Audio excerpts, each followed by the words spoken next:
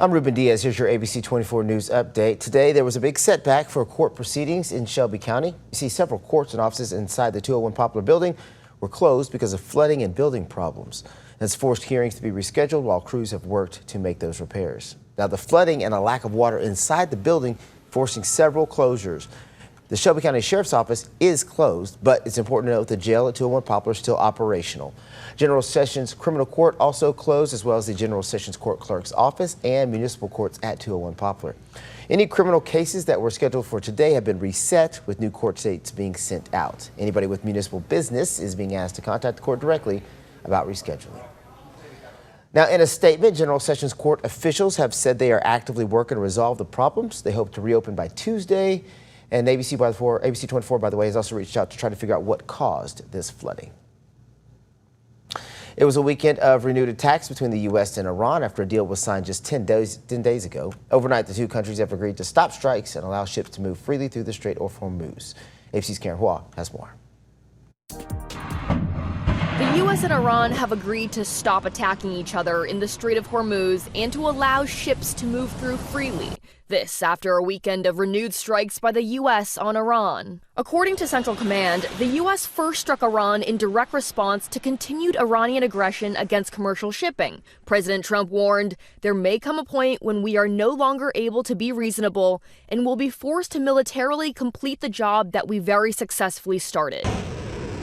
Hours later, Iran retaliated by targeting U.S. military sites in Kuwait and Bahrain. Iranian officials warn American bases in the region will be experiencing hell during these days. The Iranian military released a picture that appears to show a message on one of the missiles launched. Quote, "The only success of Trump is the increased income of American coffin makers and wheelchair manufacturers for his soldiers in this defeated war." The president's patience isn't going to last forever, but they need to understand their leverage is diminishing by the day. The memorandum of understanding signed less than 2 weeks ago says Iran would reopen the Strait of Hormuz free for anyone to pass through.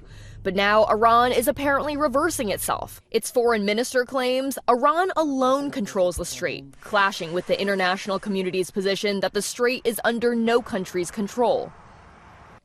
As for what's next, a U.S. official tells ABC News technical talks about details of the deal are going ahead as planned this week, but it's unclear how long it will take to smooth things over again. Karen Hua, ABC News, Washington. This week, several new Tennessee laws officially take effect, covering everything from immigration enforcement to self-defense and even tobacco use. One of the new laws requires the Tennessee Department of Correction to study the cost of adding body cameras to its officers.